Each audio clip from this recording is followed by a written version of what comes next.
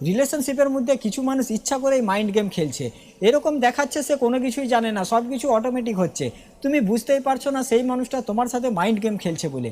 ইচ্ছা করেই সে তোমাকে ইগনোর করছে, মেসেজ দেখার পরেও না দেখার বাহানা করছে, ফোনের উপরে নোটিফিকেশান দেখার সাথে সাথেই মেসেজ ডিলিট করে দিচ্ছে, এরকম দেখাচ্ছে সে অনেক ব্যস্ত রয়েছে, তার হাতে অনেক কাজ, মেসেজ সিন করার সে সময় পাচ্ছে না।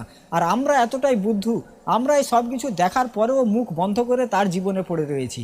তো যেই মানুষগুলো এরকম করে যাচ্ছে তাদেরকে আমি বলতে চাই, যদি এখন সামনের মানুষটা তোমার প্রতি অনেক ভালোবাসা দেখাচ্ছে, তোমাকে অনেক কল মেসেজ করছে, এর মানে তুমিও সেই মানুষটাকে ভালোবেসেছিলে, তার ভালোবাসা অ্যাকসেপ্ট করেছিলে, এখন তুমি তাকে মাঝপথে ফেলে রেখে দূরে সরে যাচ্ছ।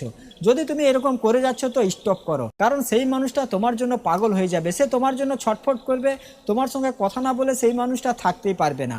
তুমি যে তার অভ্যাস বানিয়ে ফেলেছো তোমার সঙ্গে কথা বলা, তোমার সঙ্গে দেখা করা, অভ্যাস বানিয়ে দিয়ে এখন তুমি মাঝপথে তাকে ফেলে রেখে দূরে সরে যাচ্ছ।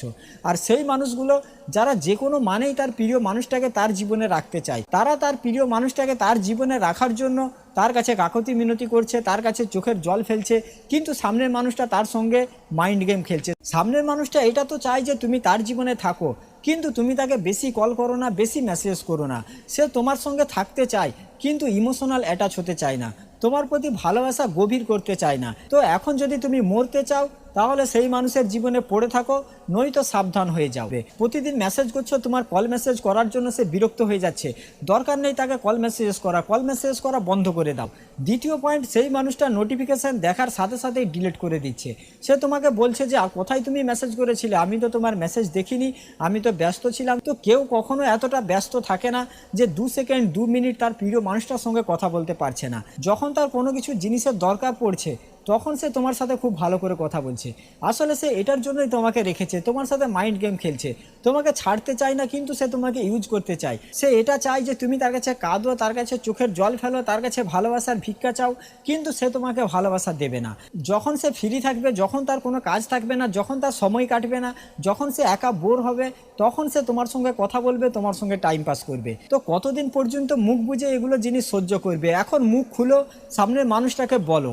অনেকেই ভয়ে তার প্রিয় মানুষটাকে কোনো কিছু বলতে চায় না, সে এটা মনে করে আমি যদি মুখ খুলি, আমি যদি কোনো কিছু বলতে যাই, ও তো এখনই আমাকে ব্লক করে দিয়ে চলে যাবে বা আমার সঙ্গে সম্পর্ক শেষ করে দেবে।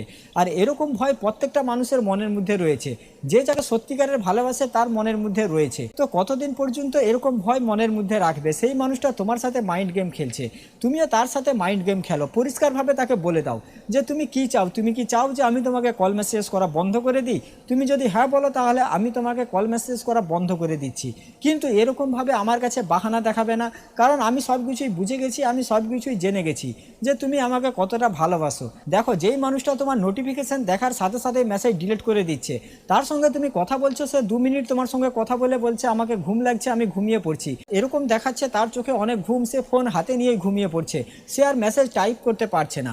আমরা কি করে থাকি, কেউ আমাদেরকে মেসেজ করছে, সে টাইপিং করছে, তো আমরা তার জন্য ওয়েট করছি যে সে কি লিখছে, কিন্তু তুমি টাইপিং করে যাচ্ছ, তোমার টাইপিং করা দেখেও সেই মানুষটা অফলাইন হয়ে যাচ্ছে, তোমার মেসেজ সিন করছে না। তো এরকম মানুষের প্রতি অ্যাকশন নাও, তাকে বলো যে আমি বুঝে গেছি তুমি কতটা ভালোবাসো, তোমার লাইফে আমার কতটা গুরুত্ব আমি বুঝে গেছি, এখন আমার কাছে এরকম বাহানা চলবে না। সে তোমাকে এরকম দেখাচ্ছে যে আমি সময় পাচ্ছি না, আমি তোমার মেসেজ দেখতেই পাচ্ছি না, আমি অনেক অসুস্থ রয়েছি, আমি অনেক দুঃখ কষ্টের মধ্যে রয়েছি, দুঃখ কষ্টের পাহাড় আমার উপরেই ভেঙে পড়েছে, মানে পৃথিবীতে তার মতো দুঃখী আর অন্য কেউ নেই, পৃথিবীতে তার মতো চিন্তা ভাবনায় ডুবে আর অন্য কেউ নেই, যেটার কারণে সে তোমার সাথে কথা বলতে পারছে না। তো এই সব কিছুই হচ্ছে মাইন্ড গেম, শুধুমাত্র সামনের মানুষটা তোমার সঙ্গে খেলে যাচ্ছে।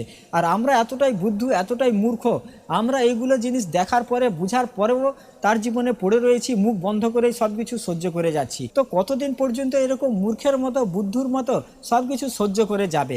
নিজের মুখ খুলো আর তাকে বলো তোমার ভালোবাসা কতটা আমি বুঝে গেছি, তোমার অভিনয় কি এটা আমি জেনে গেছি, এখন আর আমার কাছে কোনো বাহানা চলবে না, কোনো অভিনয় চলবে না, এখন আমি তোমাকে ছেড়ে দিচ্ছি, আমি তোমার জীবন থেকে দূরে সরে যাচ্ছি।